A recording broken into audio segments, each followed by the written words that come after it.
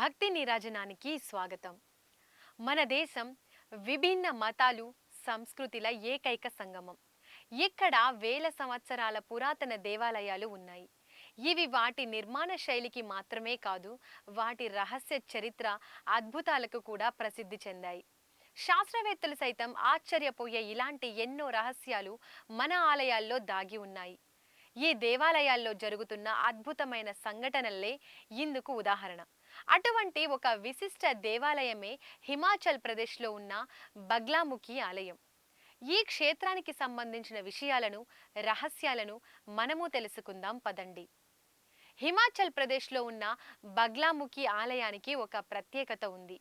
ఈ ఆలయంలోని అమ్మవారిని దర్శించుకుంటే అన్ని కష్టాలు తీరతాయని, కోర్టులో నలుగుతున్న కేసులు సైతం వెంటనే పరిష్కారం అవుతాయని ఒక నమ్మకం.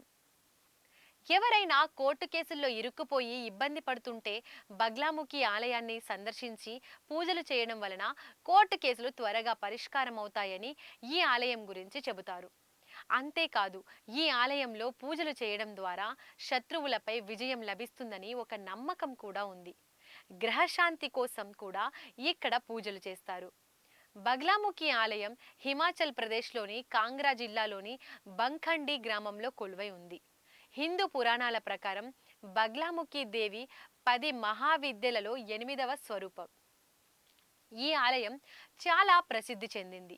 అమ్మవారి దర్శనం కోసం సాధారణ ప్రజలతో పాటు నాయకులు, వివిధ రంగాల ప్రముఖులు కూడా క్యూలు కడతారు. ఈ ఆలయం పాండవుల కాలంలో నిర్మించబడింది. ఆ తర్వాత ఈ ప్రాంత పాలకులచే పునరుద్ధరించబడిందని నమ్ముతారు.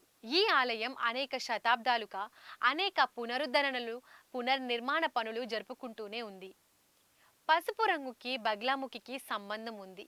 అందుకే బగ్లాముఖిని పీతాంబర దేవి అని, పీతాంబరి అని కూడా పిలుస్తారు. బగ్లాముఖి రంగు బంగారం లాంటి పసుపు కనుక బగ్లాముఖికి, అమ్మవారికి పసుపు రంగు అంటే చాలా ఇష్టమని నమ్ముతారు. బగ్లాముఖి బట్టలు, ప్రసాదం, మౌళి సీటు, ఆలయంలో అమర్చిన ఫ్యాన్లు కూడా పసుపు రంగులోనే ఉంటాయి.